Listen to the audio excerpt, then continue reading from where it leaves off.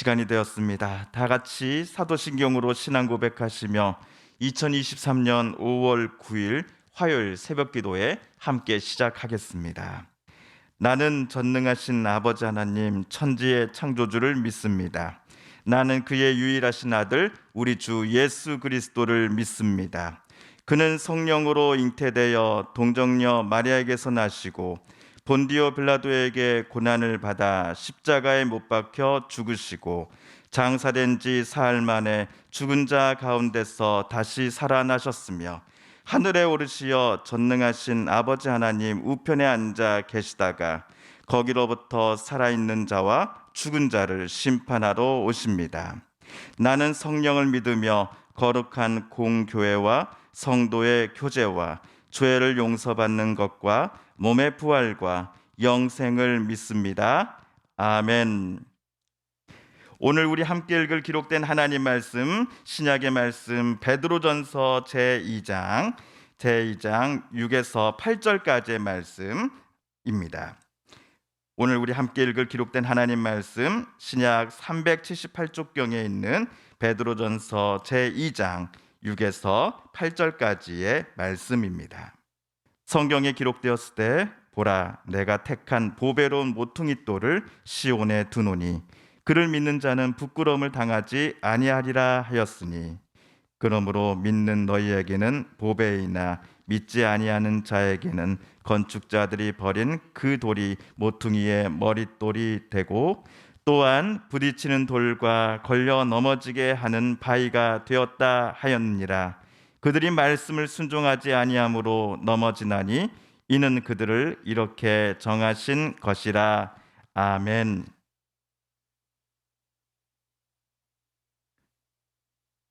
지난주 베드로 사도는 튀르키예 성도들에게 보낸 편지에서 여러분은 예수님께 나아가십시오라고 썼습니다. 그런데 성도들이 나아가서 만나야 할 예수님은 어떤 분이다라고 베드로는 말하였습니까? 베드로에 따르면 예수님은 사람들에게 버림받으신 분이십니다. 그러나 하나님께 선택을 받으신 분입니다. 구약의 예언처럼 예수님은 보배롭고 살아있는 돌이 되셨습니다.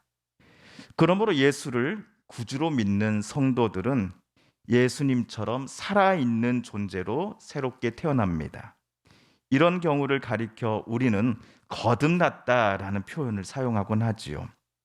성도들은 하나님의 자녀로 새롭게 태어났으니 이제 그들은 하나님께서 기쁘게 받으실 신령한 제사를 날마다 드리는 거룩한 제사장으로 살아가야 함을 베드로는 지난 시간 요청하였습니다. 우리가 베드로전서를 읽는 내내 또 제가 말씀드리고 있습니다만 베드로의 사도의 이 편지를 받아볼 사람들은 그리스도를 믿는다라는 이유 때문에 이웃과 또 사회로부터 핍박을 당하는 성도들이었습니다. 이런 상황 속에서 튀르키예 성도들이 자신들의 믿음을 끝까지 지키며 거룩한 제사장으로 살아간다라는 것은 말처럼 절대로 쉬운 일이 아닐 것임을 우리는 잘 압니다. 우선은 성도들이 그리스도에 대한 믿음과 신뢰를 버릴 경우 세상은 성도들에게 지금보다도 더 큰 부와 명예 그리고 기쁨을 너에게 주겠노라라고 유혹하지 않았겠습니까? 하지만 자신들의 제안을 성도들이 받아들이지 않을 경우 세상은 어쩔 수 없이 현재의 핍박보다 더 무겁고 아픈 박해로서 가시로서 너희들을 괴롭힐 거야 라고 협박했을 것이기 때문입니다. 이렇게 신앙 때문에 로마 황제 시대에 오랫동안 박해를 받다 보면 그들 안에는 성도들 안에는 의심과 두려움이 생겨날 것입니다. 처음에는 마음속에 충만했던 뜨거운 믿음이 예수를 향한 그 뜨거운 사랑이 오랜 핍박으로 인해 나중에는 수치심과 패배감 그리고 부끄러움으로 바뀌는 이들도 많이 생겨났을 것입니다. 예를 들어서 내가 지금까지 헛된 일을 그리스도요 메시아라고 착각하며 살았나? 그러니 내가 저들로부터 이토록 박해를 받는 것 아닌가 하는 생각이 들어서 자책감과 수치심에서 도저히 빠져나오지 못하는 성도도 튀르키예의 성도들 중에는 있었을 것입니다. 베드로도 자기가 편지를 쓸 무렵 튀르키예의 성도들의 마음이 어떠할지를 잘 알고 있었던 것 같습니다. 그래서 사도는 오늘 6절에서 이렇게 말을 합니다. 우리 세 번역으로 6절을 다시 한번 읽어보겠습니다. 시작. 성경에 이런 말씀이 있습니다. 보아라, 내가 골라낸 귀한 모퉁이 돌 하나를 시온에 둔다. 그를 믿는 사람은 결코 부끄러움을 당하지 않을 것이다. 사도는 구약의 시편 28편 16절 말씀을 찾아다 자기 편지에 옮겨 썼습니다. 시편이 말하는 바 모퉁이 돌 하나를 하나님은 시온에다가 두실 것입니다. 그 돌은 어떤 사람을 가리킵니다. 어떤 사람은 문맥의 흐름을 볼 때 하나님의 아드님이신 예수님을 가리킵니다. 그 돌, 즉 하나님의 아드님이신 예수님을 믿는 사람들을 결코 부끄러움을 당하지 않을 것이다 라고 구약의 시편은 기록을 합니다. 자, 그렇다면 시편 28편의 기록을 베드로가 여기서 옮겨다 쓴 이유는 분명합니다. 하나님께서 택하셔서 보배로운 산돌이 되신 부활의 예수님을 믿는 튀르키예 성도 여러분은 절대로 예수님 때문에 부끄러워할 필요 없습니다. 여러분은 부끄러움을 당하지 않을 것입니다라고 베드로는 말해주기 위해서였습니다.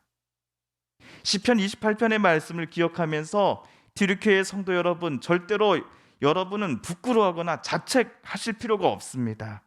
지금 여러분이 핍박받는 것은 여러분이 잘못해서거나 여러분이 죄가 많아서거나 여러분이 잘못해서가 절대로 아니라 여러분이 예수님을 주님으로 믿기 때문에 그러한 시험을 받고 있는 것입니다 라고 베드로는 말해주고자 했던 것입니다.